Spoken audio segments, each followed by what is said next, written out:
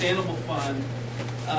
One of the things that hasn't been put out in print yet, because we're having different attorneys that know trusts, how to develop trusts, writing up all the regulations. So we're going to establish a trust that takes a lot of, so we were talking about turnover of counsel.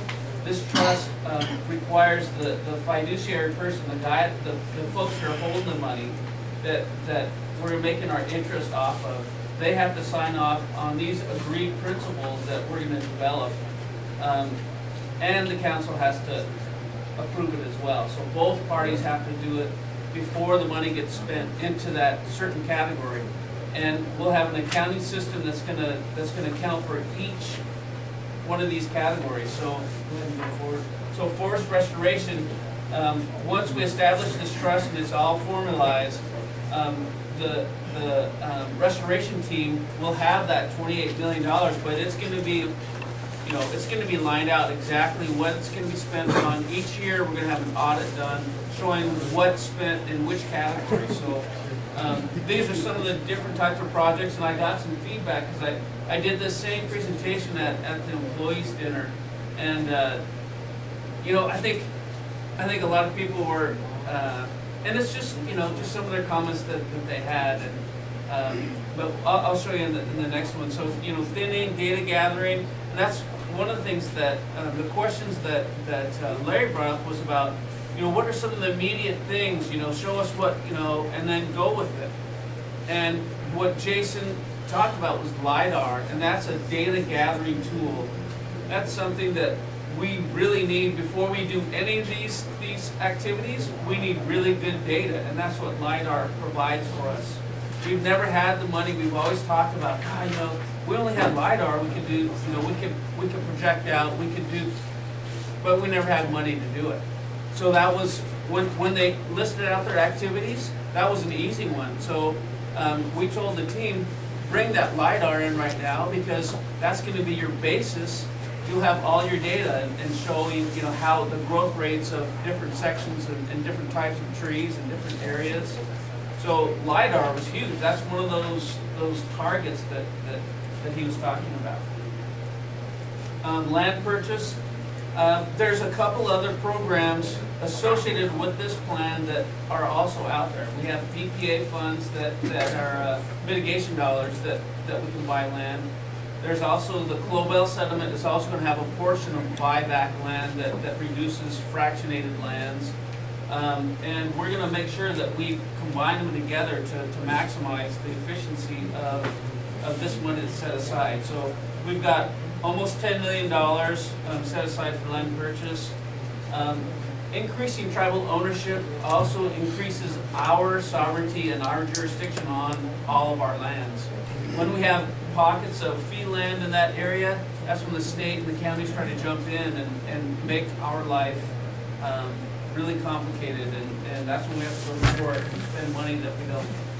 It's cheaper to spend the money now to buy it than it is to fight over it later in court. So we've got a lot of cultural sites that we got to protect.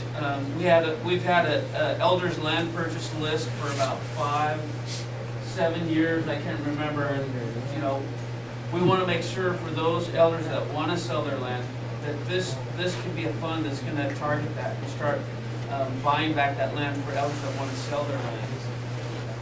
And there are also key economic places where we could buy a piece of land that's really productive. So, for instance, we want to grow camelina to develop biodiesel on our lands to fuel our trucks and our logging trucks. It's going to reduce our costs. It's going to adjudicate our water rights. It's going to put people to work, and it's environmentally friendly because biodiesel is 80% less polluting than regular diesel. So there's a lot of wins that we can do with targeted long-range planning of these things. Generations Fund, I think Snina was talking about that. 1% for each of our communities. And what we wanted to do with this is, oh, actually, no, this is a different fund. What we wanted to do is put a really long-term investment $1 million in the bank, it's restricted so that nobody can touch it. So, you know, later on, after 20 years of compound interest, $1 million will be a sizable amount of money that can, you know, that generation can use it the way they see fit, whether, you know, because they'll have different issues than we have today. Hopefully they won't have the same types of issues, but that's something that's when you look at investment, you want to have different pieces of your investment and different risk level too. So, language endowment, we talked about that earlier. The immersion school, the Hearts Gathered is one. The Paul, what is Shelley's group called? The Paul Language House. Inchelin has their language effort. They're developing teachers.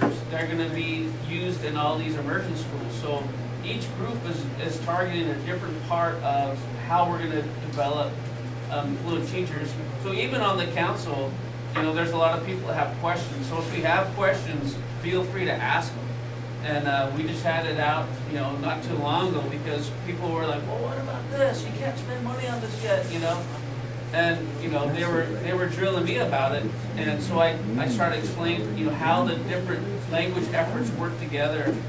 And, well, what does it mean? What's the overall goal? I said the overall goal is to develop fluent speakers.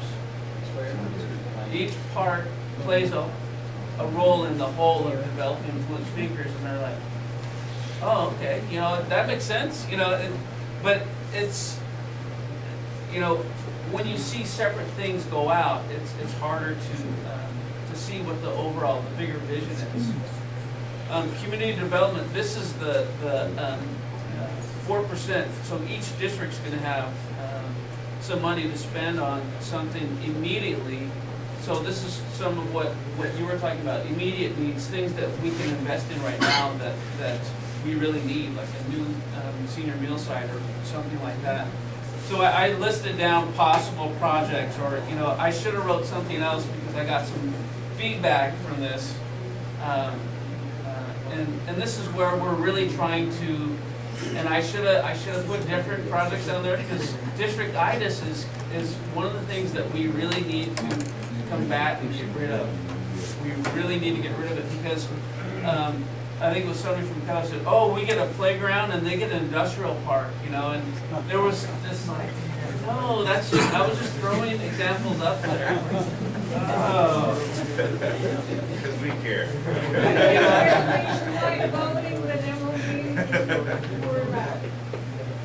And you know, these districts are artificially constructed in that 1934 government, IRA government that was placed here.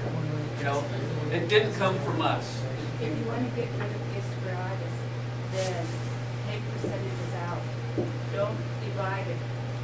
Don't give Omak 4%, we give Keller 4%, we give Inchelin 4%, we have the biggest population. That's true. That's true. She said don't give out percentages for each district because there's different populations in each district. And there was another suggestion I heard about giving each district, like, so within each amount, so each amount gets 100,000. We'll just use a round number. 40,000 for each district, and then the rest of that will be distributed population per population for each area. So whatever percentage. But you can get really complicated. But I hear your point. I think that's really important. Well, what I'd like to see is the council really look at what the people need in each district and get input from the people living there. I think our needs are, have been really overlooked. And it wasn't, there isn't anyone to blame.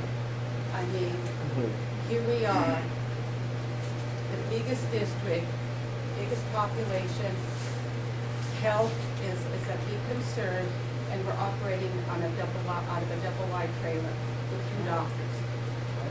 Now, there's a need, a huge need, and health is so important to the people. So I'm going to say, that should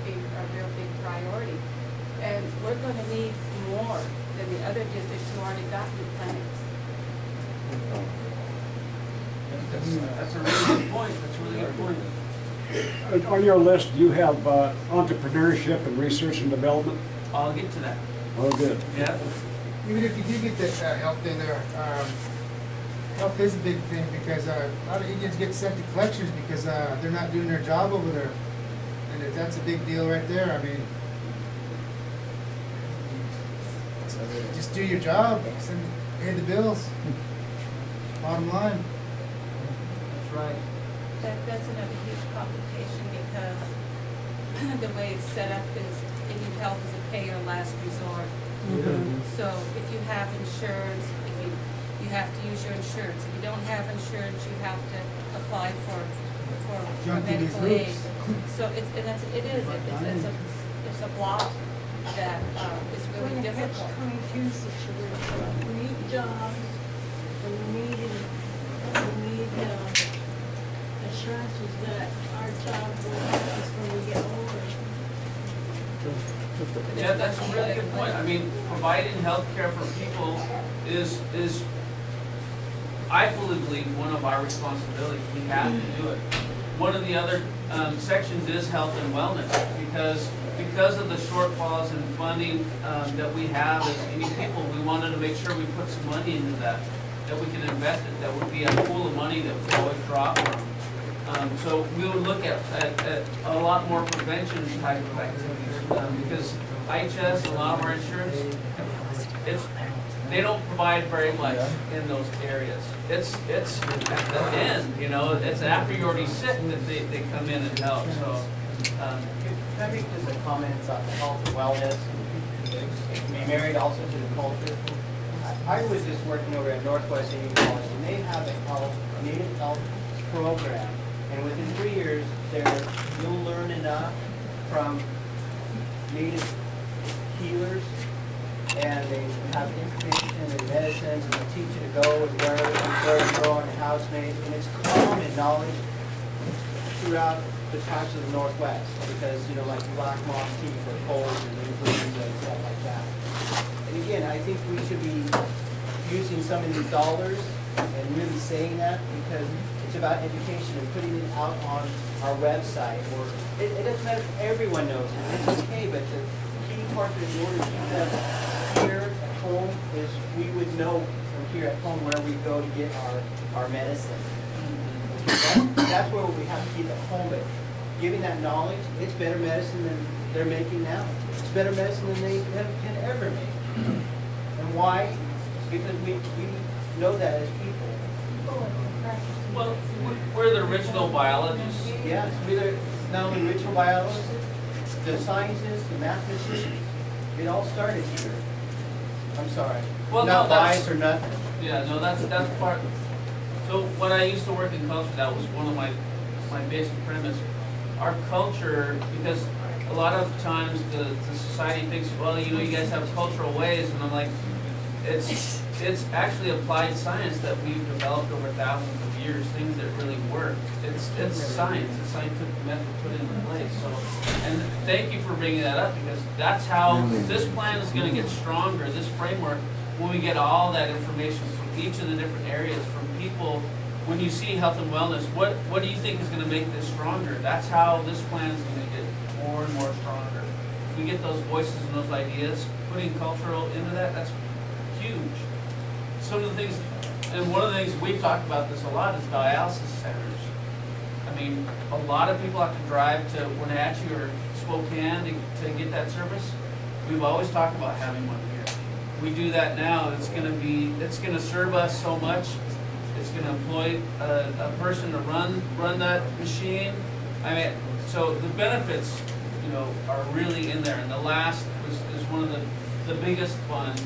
And we were thinking about ways in which we can use the community input to really drive this largest fund. And this is also going to be, I don't have my notes here, but it's going to be one of those funds that's you know, vested, so we get the interest off of that, and we can use the interest off that to fund different things. So that's the larger gorilla that's going to be invested, and the interest that comes off that we can put it in those different programs. One of the best things for like wellness and health is eating healthy and they do that greenhouse. You can incorporate like all the fruits and vegetables and they're doing those forestry stuff. The emerging program, you gather fruits and elders and teaching people how to repair, You're bringing up a huge point. So before I came here, I went to the doctor. I had a doctor's appointment. In 2011, I was diagnosed with gallstones, and they were trying to set me up with take surgery, take them out, and all that kind of stuff. And I'm like, I don't want to get rid of my gallbladder. I just think that's part of your body, and so. They explained to me, why gallstones form and all that kind of stuff. And I changed my diet. I stopped eating hamburgers. I stopped eating red meat. I ate salmon, chicken, low-fat diet, a lot of vegetables. I lost 20 pounds. I'm going to go back and get another ultrasound to see, because the doctor was surprised. He's like, you totally changed your diet. Yeah, it's been that way for a while. Have you had any other attacks? No other attacks. He's like, I've heard of people, those dissolve over time. If you change your diet, those will dissolve and you won't have to get a surgery. Instead of talking about dialysis. It's huge. John, I think the people need to be educated about their diets instead of pushing for dialysis, because your diet is what gets you to dialysis. That's right. That's right.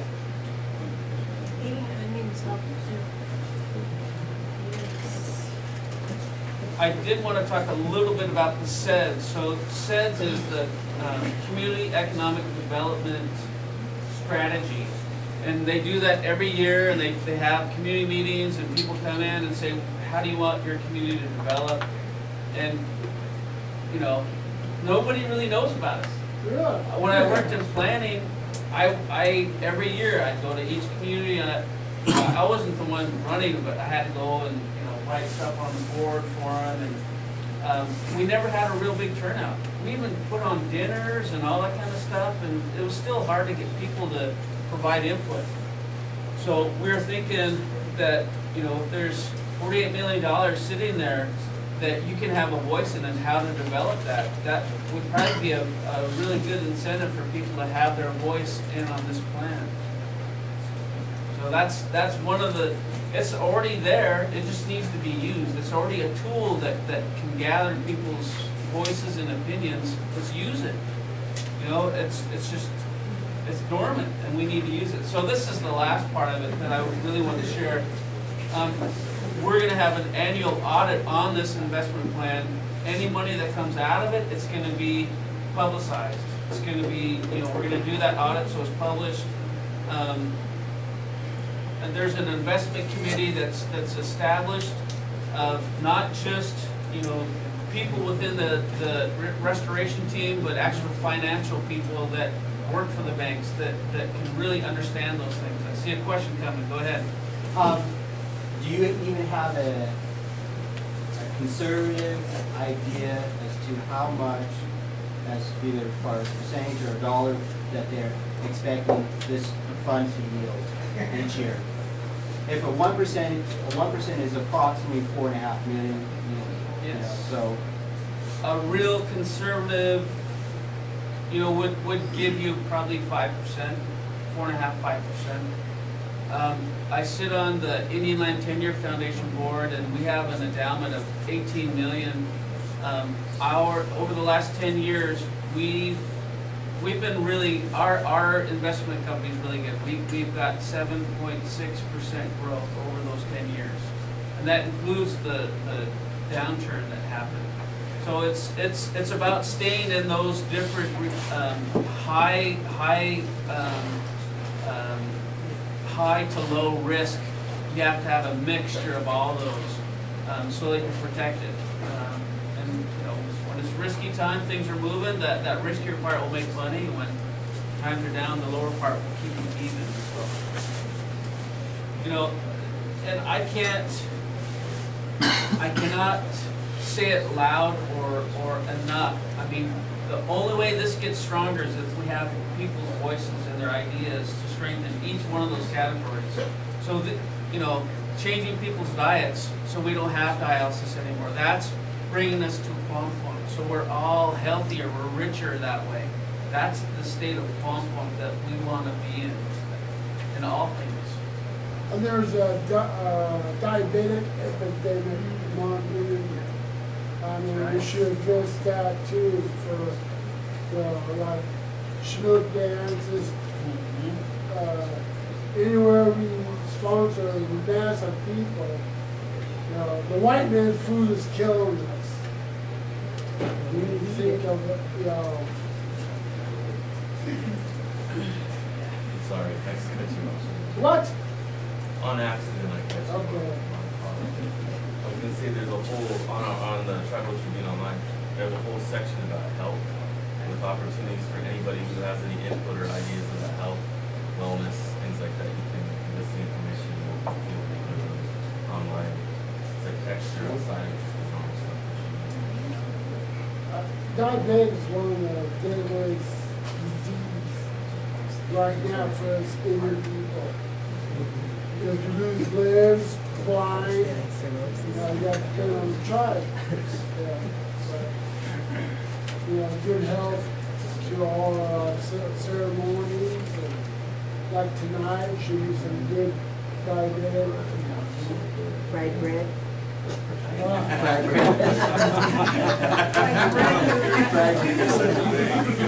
There was no sugar in there. Is this part of the Hong Kong too? I'm really hopeful. Are these questions for anything you said tonight, or? Yeah. Yeah, for anything. I want to discuss, when we first started to talk about, you know, Olympia, and talk to people over there. And we have maybe 2 or 3 people that are well educated and lobbying for ourselves. We need lobbyists, we have to. We want you to be able to be available to you, but we need people there on a daily basis. So we have people back in Washington, D.C. and something, we are lobbyists in Washington, D.C. So I figured, well, why can't we have one? We have a lobbyist over in Olympia. His name is Miguel Perez. He's Puerto Rican. To Colville. You know, that's true. I mean, We adopted. we've had one in the past. We've had one in the past. We've had one, a Colville in the past. We've had another guy. He was what was that shit thing? Randy. But this guy he's really good. So how many times did he get complimented of all the different representatives from college and all these people? They're like, you know what, you got a really good guy right here. And he, you know, he's really solid. So, and just the short time that we were there at the governor's ball, he just, come over here, here's another right here, you know, and he'd say, okay, this guy is into renewable energy, or this guy is into water. So, you know, prepped me before I met him, so I knew what to talk about. He's really good. Miguel Perez. Miguel Perez. Yeah. Can we, as a membership in our weekly newsletter, maybe have that, you know, Miguel says type of thing or something, you know, information so we know that we have a lobbyist there and what things are being focused on? I'm sorry, did I speak out of turn? Yeah, it's a wonderful idea. We get a lot of updates from him, and I never even thought about just grabbing that. Well, you know, we know him, he probably might write his own little article for us. Yeah. Not that we're paying him or anything. I like that. Very good. I like that. Oh, yes. One more. You guys going over it. And the worst part of it is, I believe in our council representing us. Any, when we make history. I mean, all 14 of you represent all of us anyhow.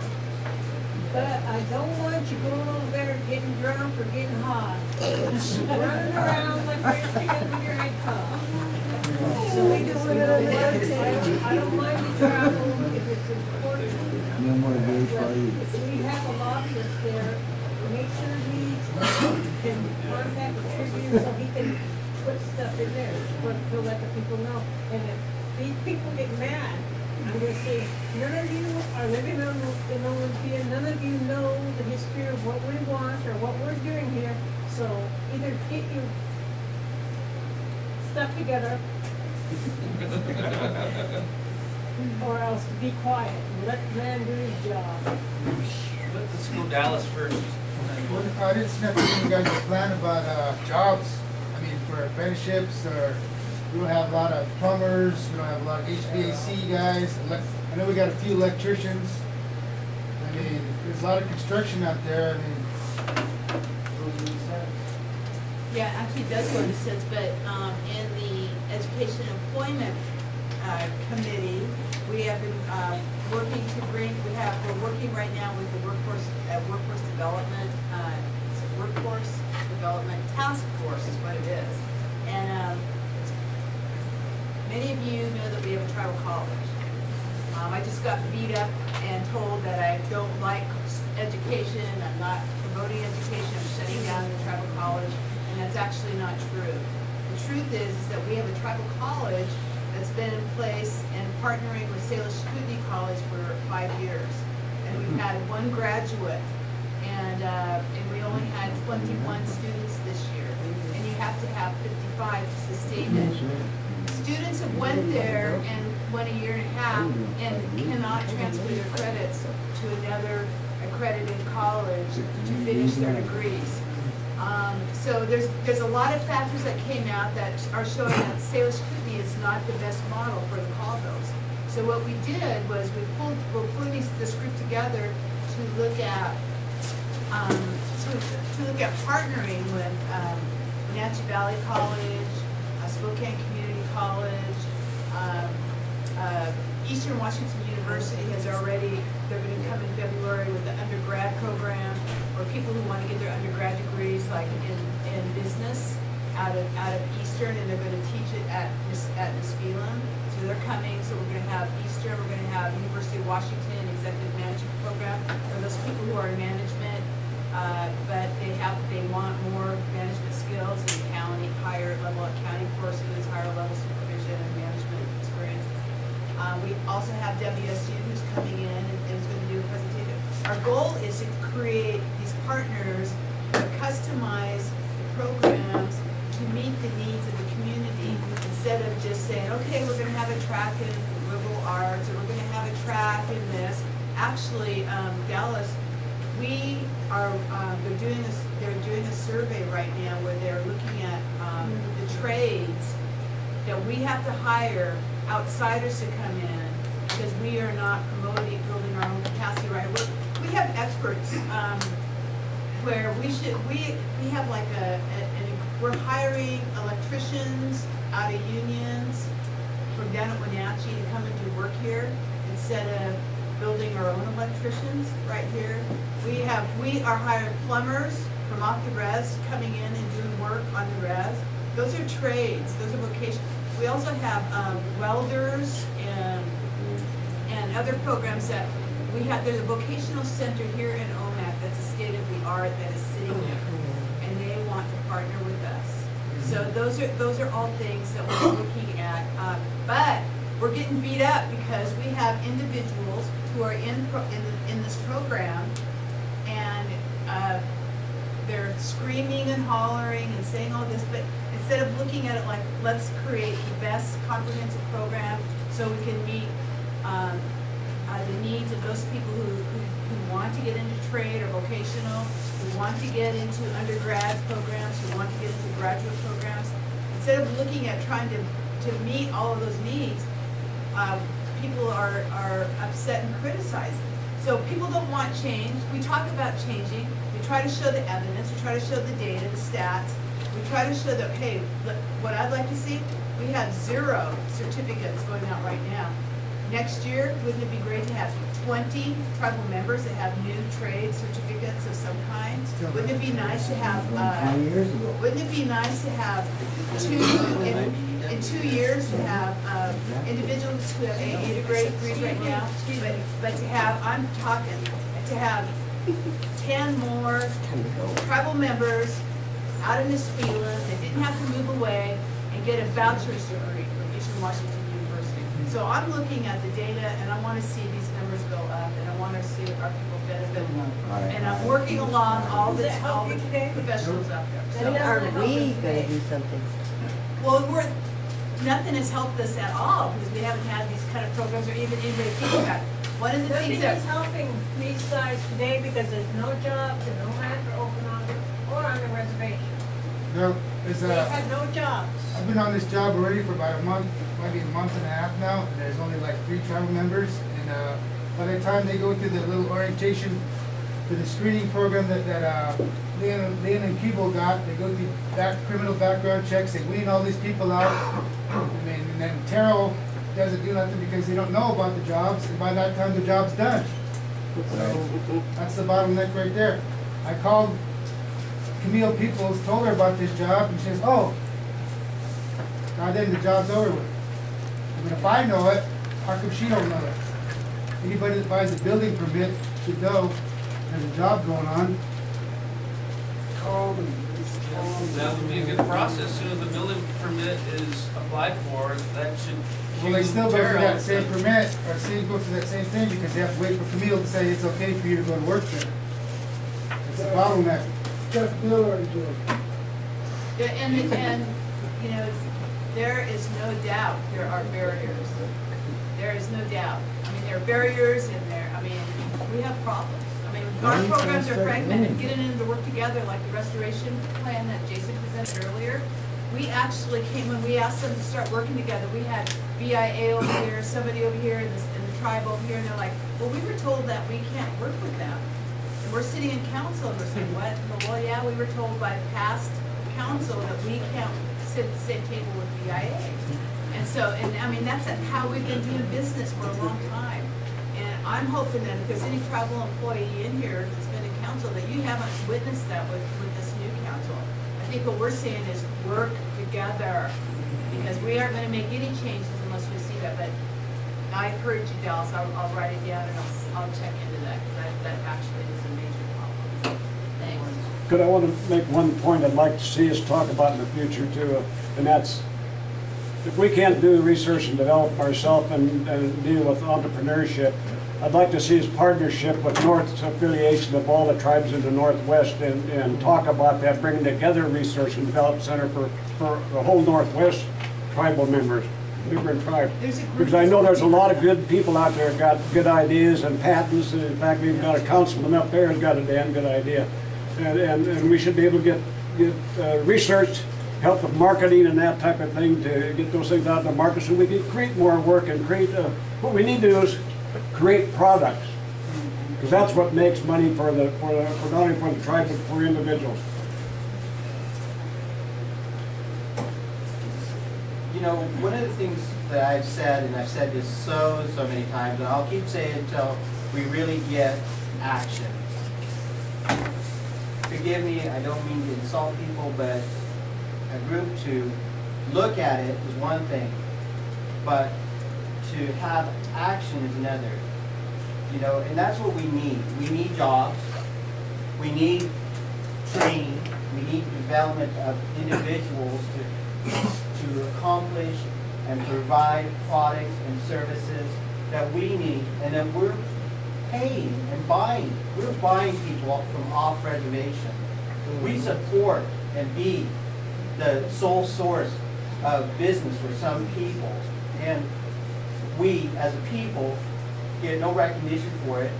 We as a people are always put down because we have some money and we need these services, and anytime we have provided an opportunity to have money for a business, it gets taken away from us, even though we needed that service.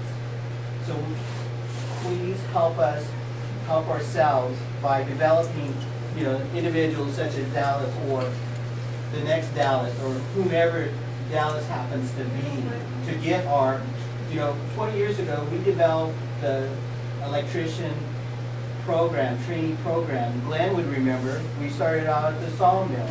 Where did that go? That was 2 years of hard work between Charo, C-Tech, the tribe, and maintenance and the mill. And where did that go?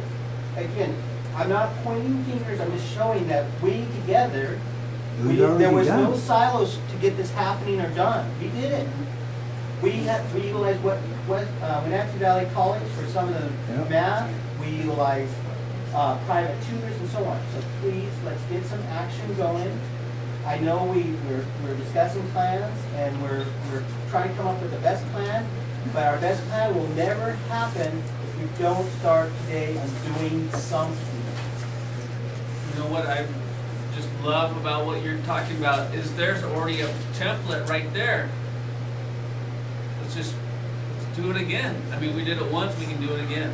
So that's what's going to make this whole process stronger. And that's what, you know, so part of what Lynn's employment training, education employment training committee is trying to do is develop those job banks, change Terrell so it becomes that job bank, utilize the training dollars that come out of that to support those types of really job skill positions, develop the internal capacity of our tribal members to meet those needs in those areas. Something that I think Stina started to talk about, so this isn't our only funding source going forward. The other sources that policies that we've been putting into place is a new gas tax and we're going to modify the cigarette tax a little bit and the alcohol tax that, you know, anything that's sold here, instead of those tax dollars going to the state as they do now, the tribe's going to be able to recapture some of that, and that will go to these programs as well. And we've got a framework right here that's going to be how we spend this money on the things that we need. That's going to take us to a better place. Sorry. I hate to repeat myself, but I'm going to. I sat in this building when they were making decisions to buy that file the closing pounds out of that. I sat in here and I told those councilmen, Shirley, Michael, whoever, Sherry, I told those councilmen, burn that place down, let's clean it up. And I will help you. I told them that. I told them that night here in this building. But what did they do? They went over there and they fixed it where it's bricked up. And then it burns down. Then they put in new equipment. They wasted money. Instead of putting that money into the tribe, they wasted on that stupid bill. And now these boys, and I feel sorry for them because I get a monthly Social Security thing. I get it every month, and people at work get paid every 2 weeks or at the end of the month. But some of these people don't have jobs. And I am getting mad for them and their families. You know, I'd just like to say, since this new council's come aboard, I think one of the first steps or challenges that we implemented to create change is we decided as a council to not renew the Taro director's contract at that time. Okay, that was a tough task that we had to do. We knew it was going to be political. Some people were going to bash us, some people were going to support us. That's the first step that we've took. Second step that they've done is they put in an interim Taro director. That's a temporary thing. That's been closed. They're in the process of hiring a new Taro director. So hopefully some of these problems are going to change. Another thing that we've given direction to Taro is to take some of the Taro fees and start doing some of the things that Dallas is saying, some of the welders, some of the electricians. So that's direction that we've given the interim director at this time. Okay, so I don't know who the new permanent Taro director is going to be. Another problem that we face is some of them Taro fees, when they collect the Taro fees, it goes into the general fund. We all know how that happens. We never know, there's no trace of the money. So we're trying to implement and find a different way to say we want this money earmarked the Terrell can control their own Terrell fees, get a needs assessment, do an evaluation with the community, see what the needs are in our districts, and then start taking those Terrell fees and implementing and certifying these types of people. So, I mean, that's something that we haven't done in the past, and so that's probably why a lot of the same gripes that we're hearing, Glad to hear that. that's why. But But I that's mean, not helping people. yeah, it is. It is gonna help them. I mean, you gotta have money to train people. So we're trying to earmark money to make sure that they have money to train people. Well, they better have money, you better have money to make their house payments. Well, you know, sometimes it's about, you can't always, you know, I'm gonna say this as respectful as I can, you can't always depend on a tribe to cover all of our bills and expenses. Sometimes we gotta be independent and be responsible ourselves. I did, I joined the union. Well, and you're back home now, Yeah. you know? So it's all about choice and what you do with your life, you know? You know what, I just I have to don't want say to stop something. everything, but we got, Stina, let me just say it's one at thing. 9 o'clock here, and we promised our staff that we're gonna be getting out of here as soon as quick. So I just want to take a few more questions. We'll let Lynn talk and a couple more questions, but out of respect for the people that opened these doors up for us and all of our time, we've got to keep moving. I just want to make a statement. Dallas, you've had a real challenging year, and I guess I want to say to you, I think it's really important. Everything that Benny just talked about is we actually have been acting. I think you'll see that every one of our committees have been active. We've been collaborating on plans. Plans are something that you have to actually set some priorities, and employment is one of them. Education and training, those are all really important pieces of where we're going. Business and economic development, they're key. I'm not gonna say that I'm happy or I agree with everything, because I actually don't. But that's okay, we all don't agree on everything, but we are professional and we are prioritizing the whole together. We're working together respectfully. But Dallas, you have had a challenging year, and you have struggled through it, and he has stepped up to the plate, and he is a licensed bonded contractor. And that to me is big. I know how hard it was for us to become a licensed general contractor back in the day. So I just want to acknowledge that we have another tribal member in here who stepped up. He actually could have been in the pity party on the side, and we could sit here and feel sorry for him, but he stepped up, and he's a model to the rest of us here. So I'm really happy you shared your card today, and I'm going to make sure I follow up on some of that stuff Well, for you. my wife too helped a lot with that too, so she's the Thank backbone. goodness Nancy was behind you. Always. It's always something. There's always a good woman behind you. Yeah. I've been talking around the council that we should have a general meeting in March, open discussion. Because there's a lot of things against you guys, and there's a lot of things, so I think you guys should have a general meeting the second week of March. I mean, you got to have it. And then get more ideas and more, I think, are you doing press for this general meeting? Yeah, I mean, what do you guys, I mean, I'm for all kinds of meetings. I wanna talk to people. I wanna make sure we have that give and take. And if this had a general meeting, Actually, you suggested this at the general meeting, and I supported it, as well as a number of others supported it. It's just, I think, us getting back together with the whole council and So identifying. biannual meetings for the general. Yeah, Right. twice, have our people and have you guys get it on the run. I mean, Meetings all last coordinated by district council, I mean, as members, you know. Guys gonna get out of here now. Schedule a general membership meeting, you guys put on the agenda when you want, and we'll make sure we're there. well, we want you guys there, good.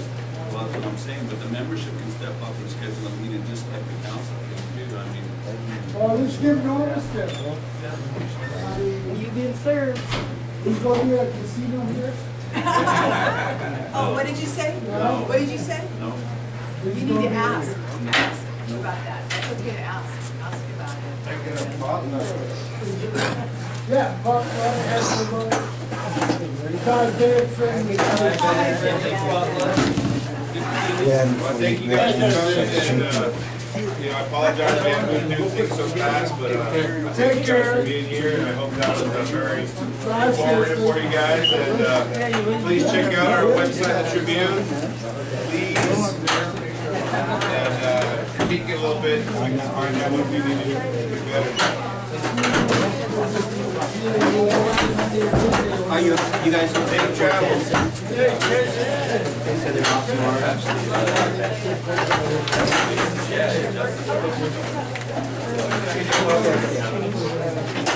I'll take care of you. You see to say what, I'll help you with whatever you need. Yes, see.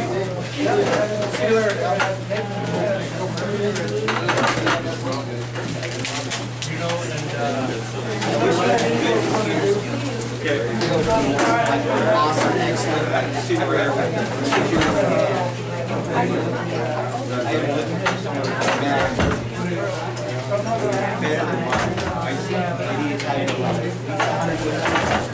Okay, so you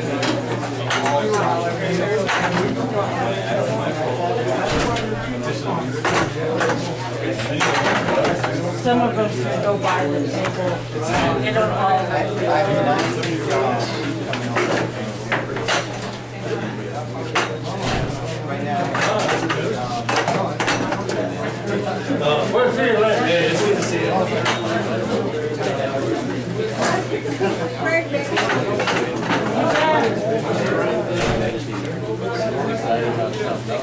It's in that paper too.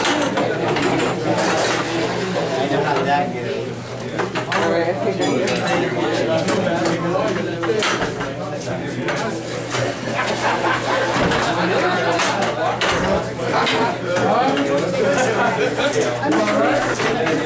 Yeah, no, that's not right.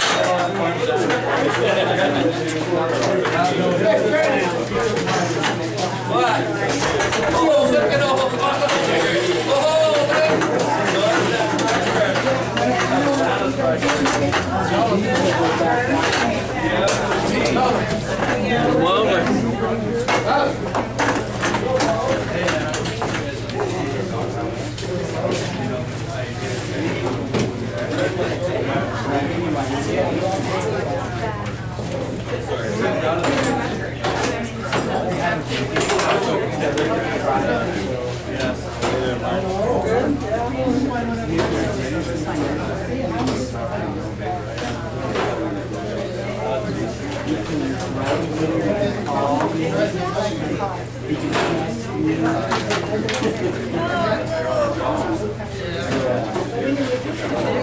Where is it?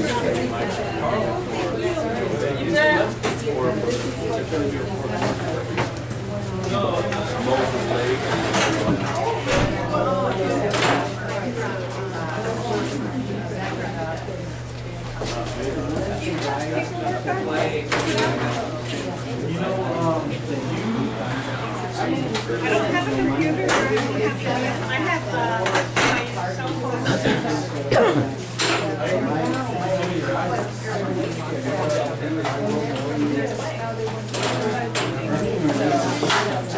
What I could do is I could provide like.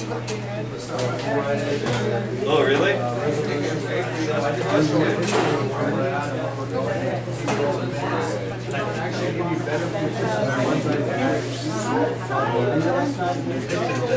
Traveling all over, going out of car, you can show the graphs. So it kind of breaks down there. You have because to me, it's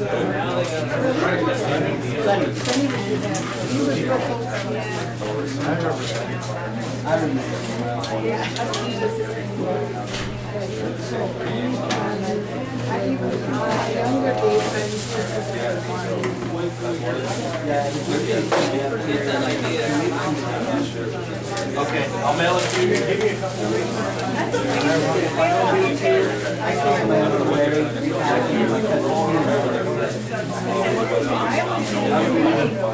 Their mom. Yeah, take care.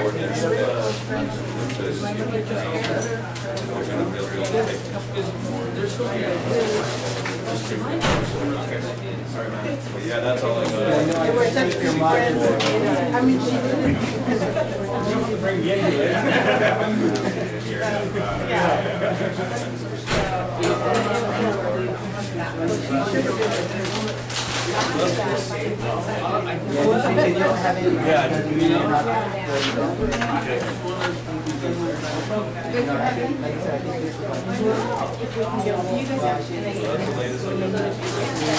I didn't go to general membership meeting, I was the ball.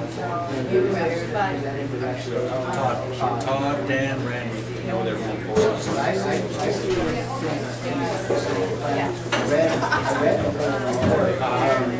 Johnson's, yeah.